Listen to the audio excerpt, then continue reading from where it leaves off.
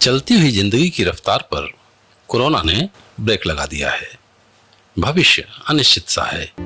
लोगों के सामने जिंदगी को वापस पटरी पर ले आने की चुनौती है, तो सरकारें गिरती हुई अर्थव्यवस्था को संभालने की चुनौती से जूझ रही हैं। बीते कुछ महीनों में जिंदगी का पैटर्न पूरी तरह बदल चुका है। लाखों लोगों का काम छिन गया है या फिर बंद पड़ा है। जो रोजी रोटी की चिंताओं से मुक्त हैं, उनके लिए सुरक्षित बचे रहने की चिंता बाकी हर चीज पर हावी है। मास्क और सैनिटाइजर भी कोरोना के डर से बचा पाने में अपर्याप्त साबित हो रहे हैं। आखिर हम इस सच को नजरअंदाज कैसे करें कि हाइजीन का अच्छा खासा ख्याल रखने वाले यूरोप और अमेरिका हमसे पहले ही कोरोना के सबसे बड़े शिकार बन चुके हैं। हर चीज पर असमंजस की स्थिति है। कोरोना वायरस की वैक्सीन खोजी जा सकेगी या नहीं? जॉब का क्या होगा? परीक्षाएं होंगी या नहीं? कहीं लॉकडाउन दोबारा तो नहीं लग जाएगा? और सबसे बड़ा सवाल यह कि क्या हम और हमारे अपने इस विपत्ति से सुरक्षित निकल पाएंगे? हर तरफ डर का माहौल है, लेकिन यह डर बेबुनियाद है। कोरोना वायरस के बारे में सबसे बड़ी मुश्किल यह है कि हम उसके बारे में बहुत कम जानते हैं। लिमिटेड टेस्टिंग और आंकड़े जुटाने की दोषपूर्ण पद्धति ने इस चुनौती को और जटिल बना दिया है। जब हम किसी समस्या से ठीक से परिचित होते हैं, तो हमें उसके प्रति एक रवैया अपनाने में आसानी होती है, लेकिन यह अनिश्चितता हमारी चिंताओं को और बढ़ाती है। नतीजा है कि सारे नुस्खे अपनाने के बाद भी हम नहीं समझ पा रहे हैं कि हम कितने सुरक्षित हैं। आधी अधूरी सूचनाओं की हर लहर हमें एक तरफ से धकेल कर दूसरी तरफ पहुंचा देती है। दुनिया को उम्मीद की तलाश है, और वह उम्मीद सैनिटाइजर से लेकर खबरों तक की अलग अलग शक्लों में बेची जा रही है। ऐसी भविष्यवाणियां भी की जा चुकी हैं कि भारत में 4 जून तक कोरोना 99% खत्म हो जाएगा। इस रिपोर्ट में लिखा है, भारत में 25 मई तक कोरोना संक्रमण के 97% मामले खत्म हो जाएंगे। 4 जून तक यह संक्रमण 99% तक खत्म हो जाएगा, और इसे पूरी तरह खत्म होने में 1 अगस्त तक का समय लगेगा। यानी इस मुश्किल दौर में सिर्फ उम्मीद ही बिकाऊ नहीं है, डर भी उतना ही विश्वसनीय बिकाऊ माल बन चुका है। टिड्डी दल, तूफान, भूकंप और उल्कापिंड से दुनिया के महाविनाश की खबरें कुछ इस तरह पेश की जा रही हैं जैसे दुनिया का अंत निश्चित हो गया हो। लेकिन कोरोना का मामला महाविनाश की बाकी भविष्यवाणियों और खबरों से बिल्कुल अलग तरह का है, क्योंकि इसके पीछे विज्ञान का आधार, आंकड़ों की ताकत और हमारा रोजमर्रा का अनुभव मौजूद है। और इसीलिए खबरों के विश्वसनीय स्रोत भी डरावनी तस्वीर पेश कर रहे हैं।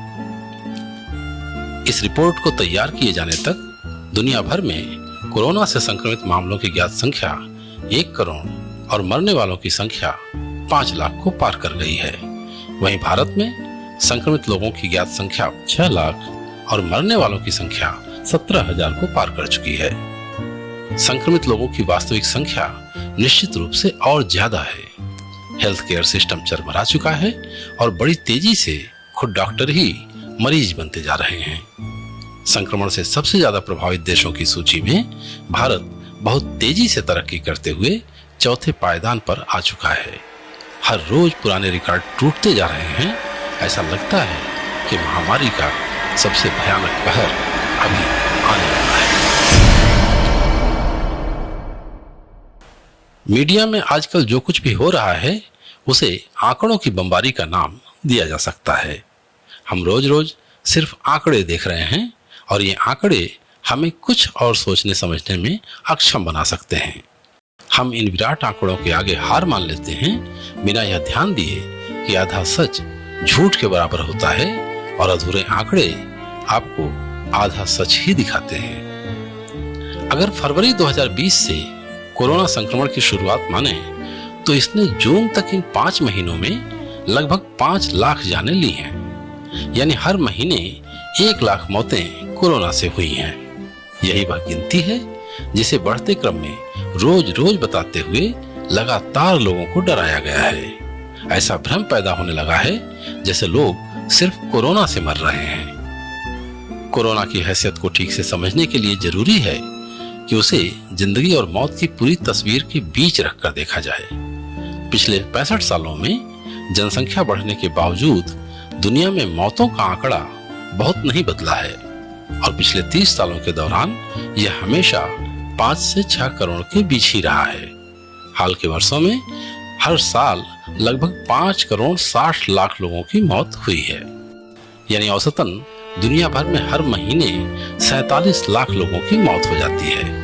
हृदय रोग और कैंसर सबसे ज्यादा जानलेवा बीमारियां हैं जो लगभग आधी मौतों की वजह बनती हैं और हर 5वीं मौत संक्रामक बीमारियों से होती है। अगर कोरोना वायरस ने हर महीने 1 लाख जानें ली हैं तो यह गिनती बाकी घातक बीमारियों के आगे बहुत छोटी है। दुनिया में होने वाली कुल मौतों के आगे तो यह संख्या बौनी नजर आती है। ऐसे में यह सवाल उठना लाजिमी है कि यह डर क्यों और कैसे फैलाया जा रहा है। मीडिया से लेकर सरकारें तक इसे लेकर इतनी गंभीर क्यों है। हर साल दुनिया भर में होने वाली मौतों के आंकड़ों पर नजर डालें तो कुछ हैरान करने वाली सच्चाइयां सामने आती हैं। मौत भी अमीर और गरीब के बीच खासा फर्क करती है। गरीब देशों में आधी से अधिक मौतें संक्रामक बीमारियों, प्रसव संबंधी समस्याओं और कुपोषण के कारण होती हैं, जबकि संपन्न देशों में इनके चलते सिर्फ 7% लोगों की मृत्यु होती है। इसे भारत के हवाले से और अच्छी तरह समझा जा सकता है। उदाहरण के लिए 2017 में भारत में डायरिया और टीबी से क्रमशः 7,19,000 और 4,49,000 मौतें हुई, जो भारत में कुल मौतों का 12% थी। दूसरी तरफ इसी अवधि में यूनाइटेड स्टेट्स में इन बीमारियों से क्रमशः 9,506 और 939 मौतें हुई, जो वहां कुल 28 लाख मौतों का लगभग 0.37% थी। ऐसे में जाहिर है कि डायरिया और टीबी जैसी बीमारियां अमेरिका या अन्य संपन्न देशों की चिंता का विषय बिल्कुल नहीं होंगी। यही वह रहस्य है जिसके चलते संपन्न देशों में कोरोना को लेकर हाहाकार मचा हुआ है। संक्रामक बीमारियों की चिंता से बहुत हद तक मुक्त हो चुके इन संपन्न देशों को बहुत लंबे समय बाद एक ऐसी संक्रामक बीमारी का सामना करना पड़ रहा है जिसका इलाज तक उनके पास नहीं है।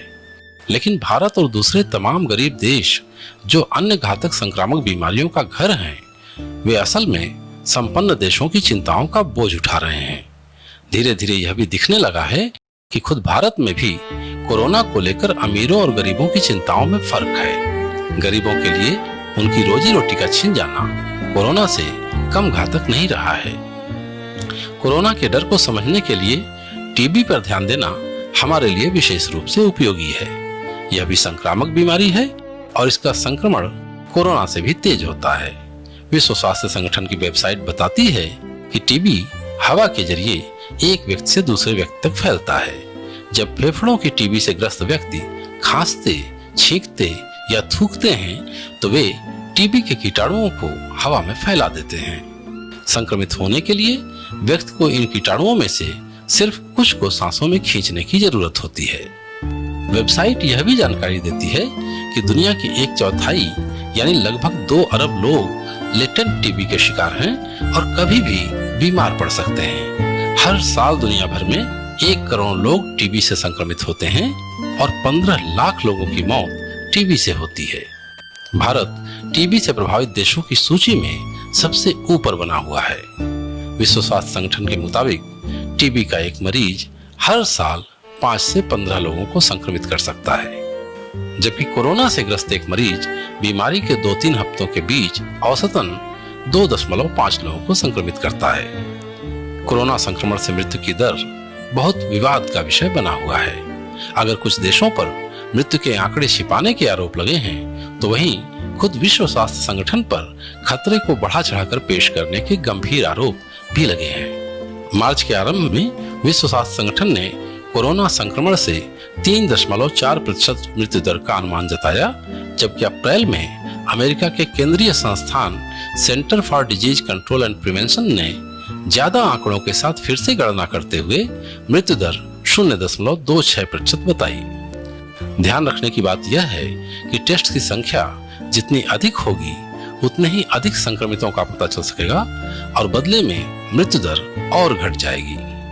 Centre for disease control and prevention से लेकर जनता को परोसे जा रहे असंशोधित आंकड़ों तक में से कोई भी टीबी की मृत्यु दर 15% के आसपास नहीं ठहरता।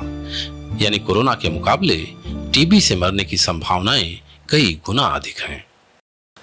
अगर हम इन्हीं आंकड़ों के आधार पर और अनुमान करें तो इन्हीं 5 महीनों की अवधि में जबकि भारत में कोरोना से लगभग 17,000 लोग मरे हैं, टीबी से 1,80,000 और डायरिया संबंधी बीमारियों से 3 लाख जानें जा चुकी होंगी। यह एक दुखद सच्चाई है कि टीबी और डायरिया खुद हमारे देश में मुख्यतः गरीबों की बीमारियां हैं। इतना घातक होने के बावजूद टीबी को लेकर ऐसा कोई डर या सावधानी की कोई खास चिंता भारत में सिरे से नदारद है।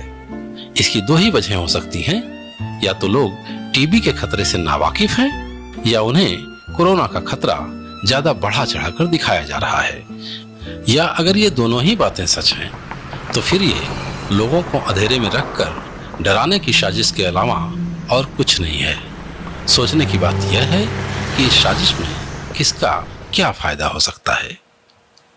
टीबी तो बहुत दूर की चीज है।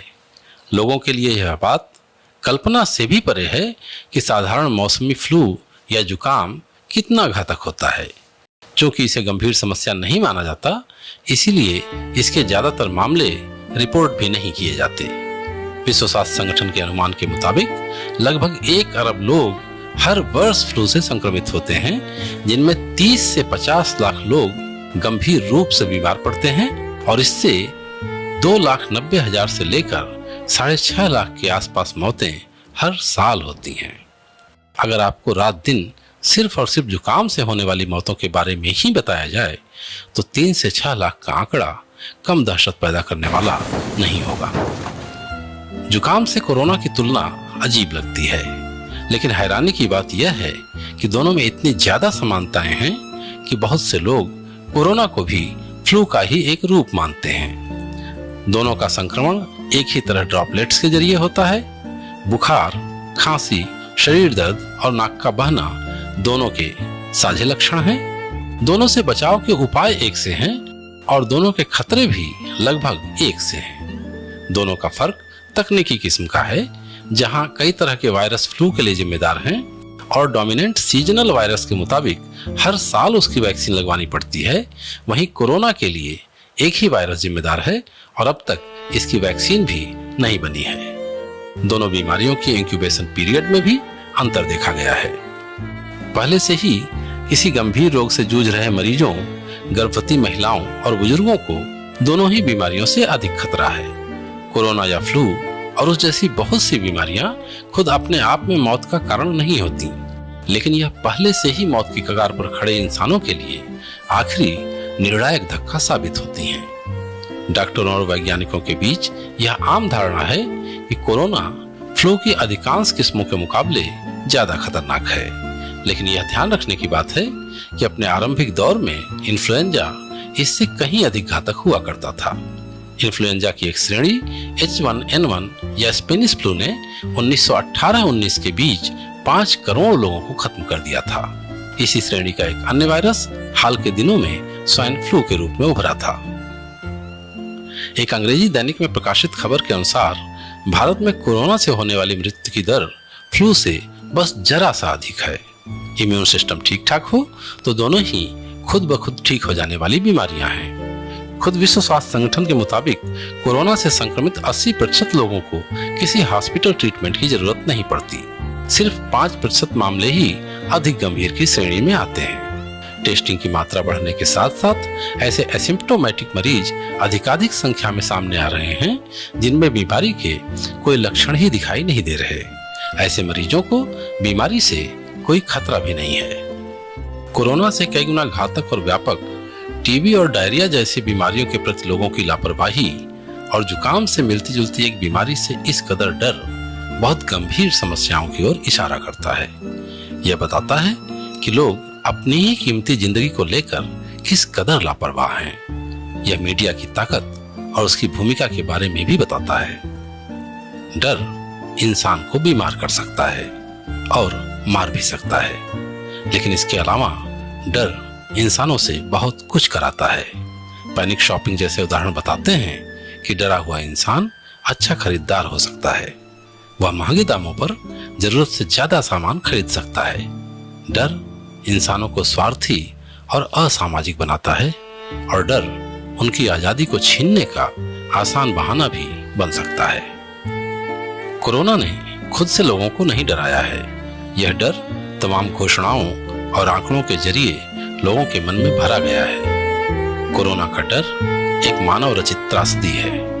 यह मानवता के प्रति किए गए सबसे बड़े अपराधों में से एक है। लेकिन कोरोना का यह हुआ बहुत लंबा नहीं खींचा जा सकता। अब जबकि अर्थव्यवस्था को पटरी पर लाने के लिए सरकार ने भी जान के बजाय जहान की चिंता शुरू कर दी है, बहुत जल्दी आपको सूचना दी जा सकती है कि अब कोरोना खतरनाक नहीं रह गया है। कोरोना भले ही बहुत खतरनाक ना हो, लेकिन वह खतरे की घंटी है। इसने हमारे हेल्थ केयर सिस्टम की पोल खोल दी है। आजादी के बाद से ही लगातार स्वास्थ्य के क्षेत्र की उपेक्षा की गई है। जीडीपी और बजट में इसका हिस्सा श्रीलंका और बांग्लादेश जैसे बहुत से गरीब देशों से भी कम है। भारत में गंभीर मरीजों के लिए भी हॉस्पिटल्स और डॉक्टर्स की बेहद कमी है और देश किसी भावी संक्रामक आपदा का सामना करने के लिए बिल्कुल तैयार नहीं है। सावधानी और डर दो बिल्कुल अलग चीजें हैं। डरे हुए इंसान के गलतियां करने की संभावना ज्यादा है। कोरोना ही नहीं, तमाम संक्रामक बीमारियों से एहतियात बरतना जरूरी है। जरूरी है कि आप समय रहते सचेत हों और दूसरों को भी सचेत करें। अगर आप सावधानियां बरतते हुए भी डरने से बचे रहे तो आपके बचे रहने की उम्मीदें बहुत ज्यादा हैं।